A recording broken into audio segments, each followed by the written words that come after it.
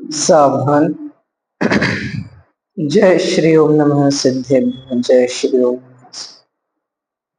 जय श्री ओम नमः सिद्धेभ्यो। नमो हरिहन्ताणम् नमो सिद्धाणम् नमो आयर्याणम् नमो वज्झायाणम् नमो लोए सगसागुणम् मंगलम भगवान वीरो मंगलम गौतमो गणी मंगलम कुंद कुंदाद्यो जैन धर्मोस्तु मंगलम सर्वमंगल मांगल्यम सर्वकल्याणकारकम प्रधानम सर्वधर्माणां जैनम जयतु शासनम जैनम जयतु शासनम जैनम जयतु शासनम।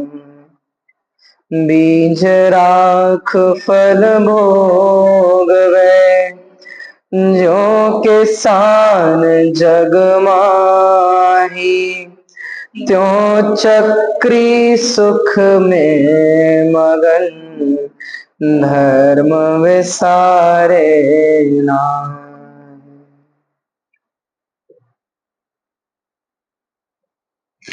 क्रमबद्धता, क्रमबद्ध पर्याय और उसकी स्वीकृति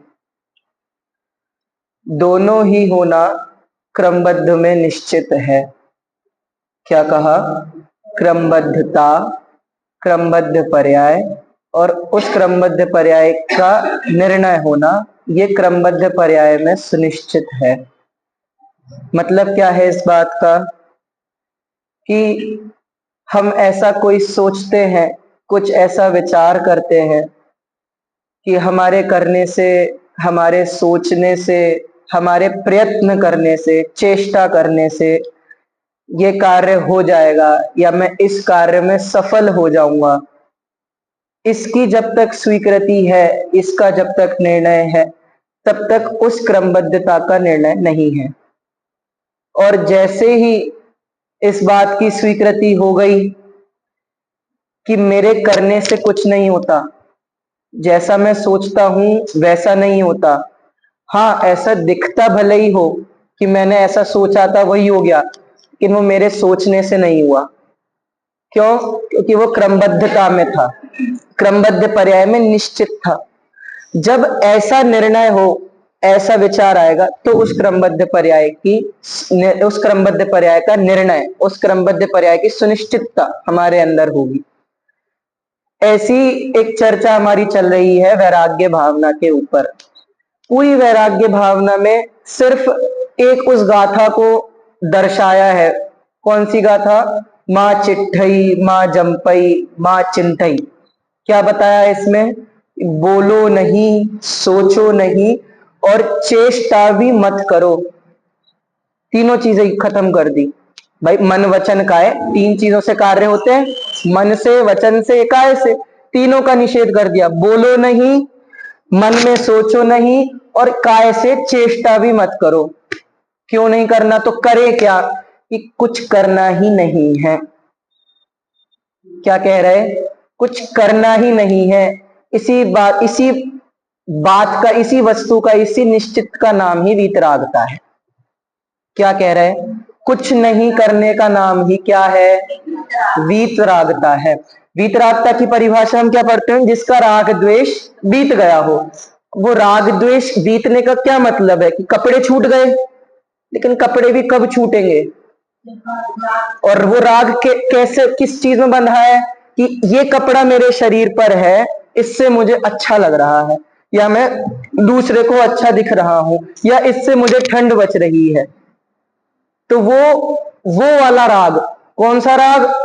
कि मेरे करने से जो कुछ हो रहा है, मेरे ये कपड़े पहनने से मुझे मिल रहा है, जबकि इसके लिए क्या बात आती है कि ये तो उदयाधीन है, ये तो कर्माधीन है। और कर्माधीन भी कैसे है कि वो क्रमबद्ध में निश्चित है। हम सब यहां बैठे हैं, हम सब यहां बैठे हैं, ये पहले से निश्चित था कि नहीं था?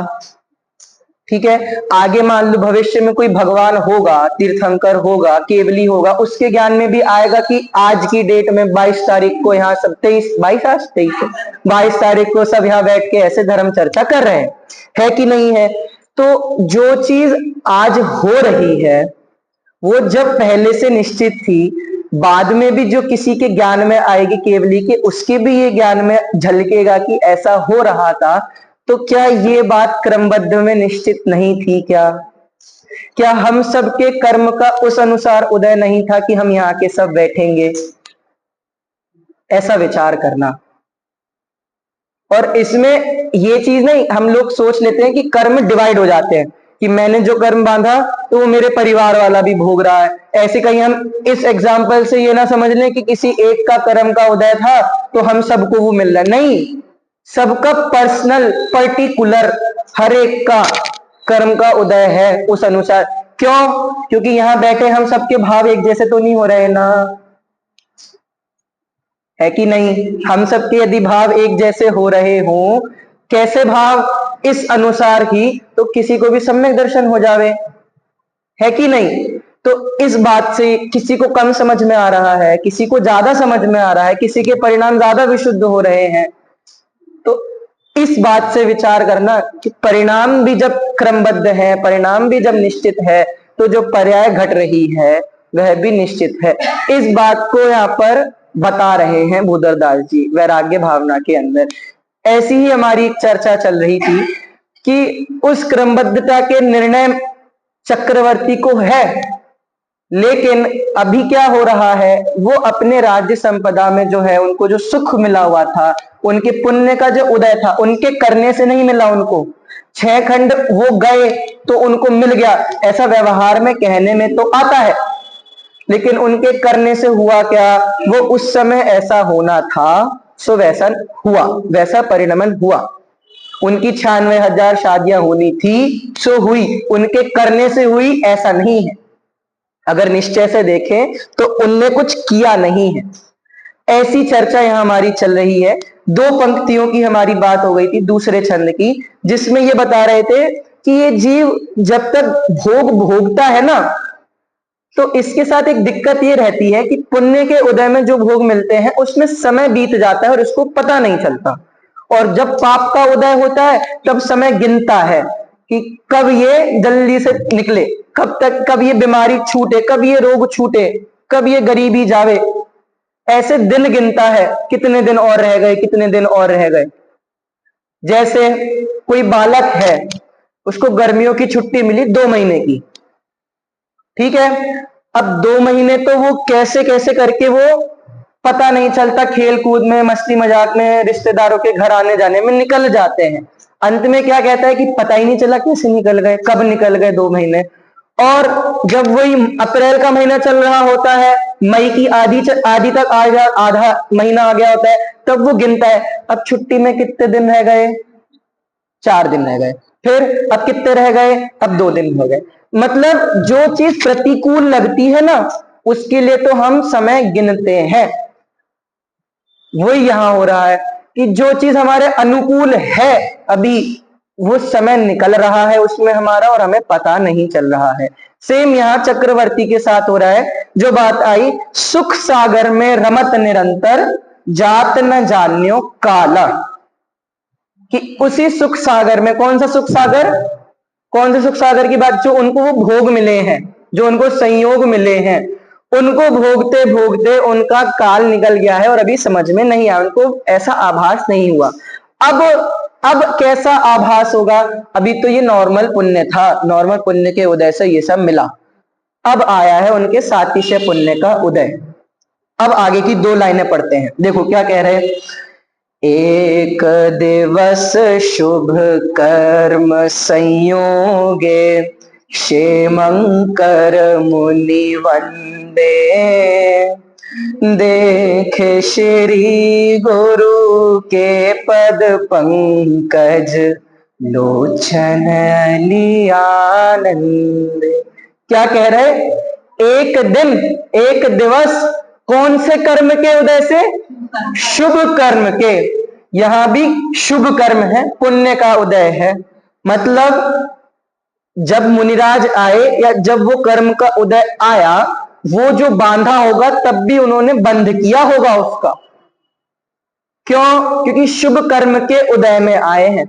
शुभ कर्म संयोगे, शुभ कर्म का जब ऐसा उदय आया तब क्षेमंकर मुनिराज वहां पर उनका विहार हुआ या वो उनके नगर में आए। क्षेमंकर मुनि नाम भी देखो कैसा बताया उन्होंने। वहां पर वो आए और अब देखना यहां से उनका चक्रवर्ती, वज्रनाभि चक्रवर्ती का जितना भी जीवन है, अब वो यहां से पलटने वाला है, या ये कहो यहां से एक नया दौर प्रारंभ होने वाला है। अब तक तो क्या था, 60,000 वर्ष युद्ध में चले गए, और जितने जितने उनके और कितनी करोड़ जैसे भरत चक्रवर्ती की आती है अपनी 84 लाख पूर्व की आयु थी, वहां तो और ज्यादा रहती होगी उस समय की, तो उनकी कितनी आयु थी, उसमें से कितना भाग तो चला ही गया होगा। लेकिन अब ऐसा दौर शुरू होने वाला है कि यहां से उनकी मुक्ति निश्चित है। हालांकि मुक्ति अभी इस भव में नहीं होगी। क्यों? क्योंकि ये वही वज्रनाभि चक्रवर्ती हैं जो 6 भव बाद पार्श्वनाथ तीर्थंकर होंगे। ये वो वज्रनाभि चक्रवर्ती हैं। तो अभी चर्चा इनकी चल रही है। तो क्या कह रहे? देख श्री गुरु के पद पंकज, केवल उनके पद चरणों को देखा भी, चरण रूपी पंकज कमल। देखो चरणों को भी क्या उपमा दी, सोचो। वो भजन आता है ना, वो तो खैर भगवान के लिए आता है, जिसकी प्रतिमा इतनी सुंदर वो कितना सुंदर होगा। ऐसे जिसके चरणों को ही कमल की उपमा दी जा रही है, सोचो वो कैसे होंगे और उनकी बातें, उनका उपदेश कैसा होगा। इस बात का विचार करो। भूधरदास जी की भी एक तरह से ये कवि, उनके अंदर जो उछला एक तरह से उनके भाव निकल के आए, चरणों को कमल की उपमा दी। देख श्री गुरु के पद पंकज, लोचन अली आनंदे। और ऐसे झूम गए, ऐसे झूम गए जैसे वो भौरा होता है ना, भौरा, उस भौरे को दूर से ही कमल दिख जावे, दूर से ही, अभी पास में नहीं गया तो कैसे वो एकदम से खुश होता है। क्यों? क्योंकि वो तो उसको रस के लिए, उसको स्वाद के लिए उसको वो कमल दिखा। अब वो वहां जाएगा और उसका रस पान करेगा।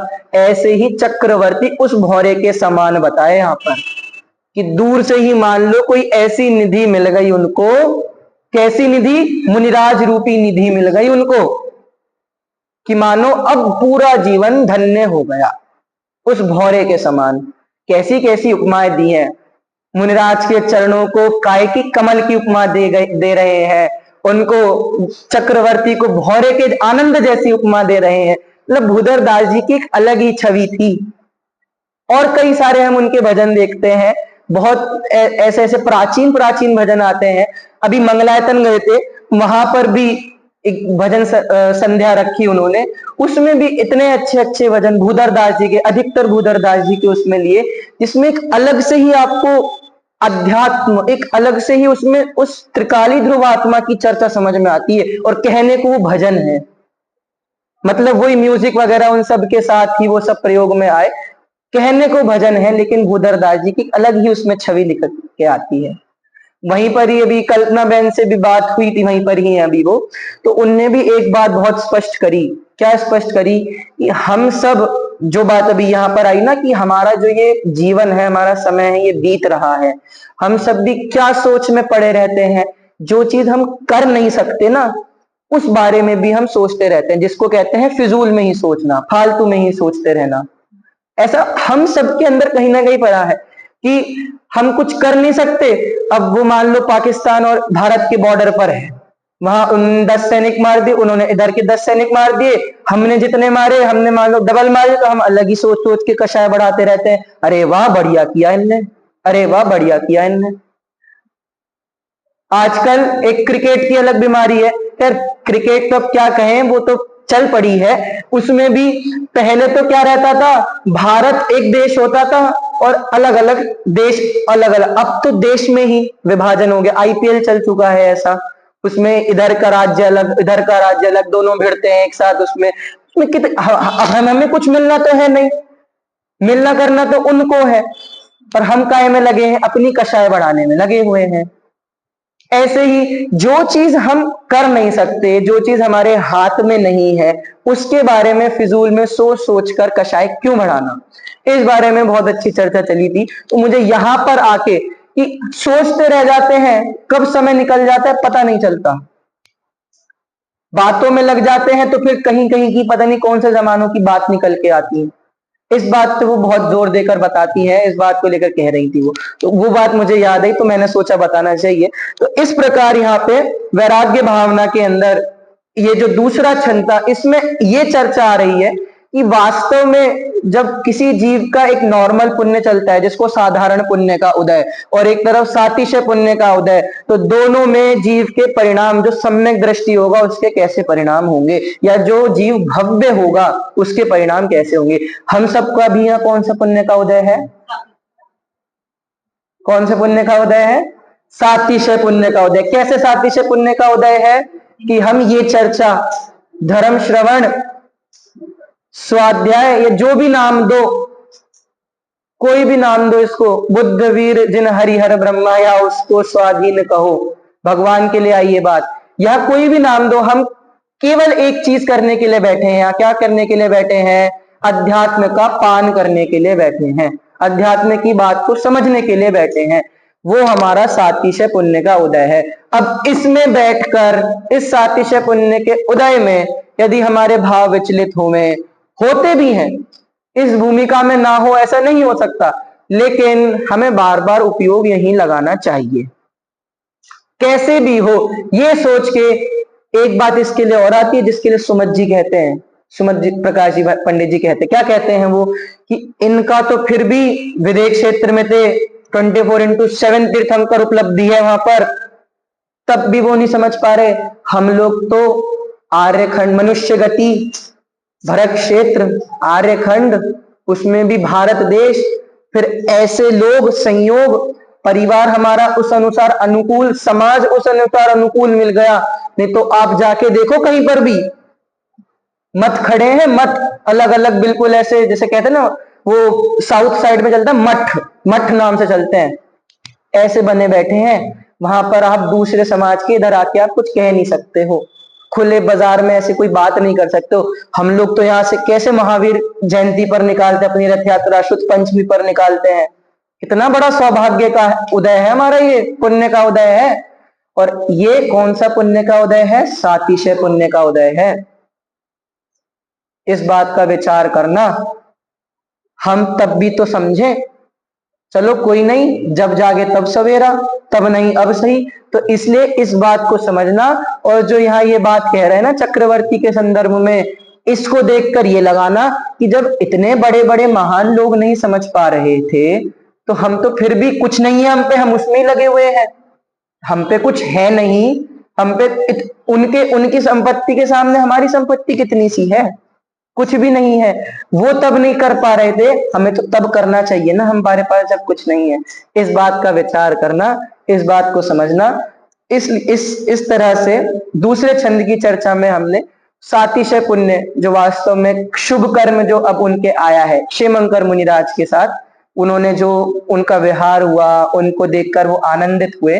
अब उसके बाद उनकी क्या क्या प्रक्रिया होती है, क्या क्या उनका धर्म उपदेश होता है, इस बारे में हम कल चर्चा करेंगे। अभी की बात यही पूरी करते हैं।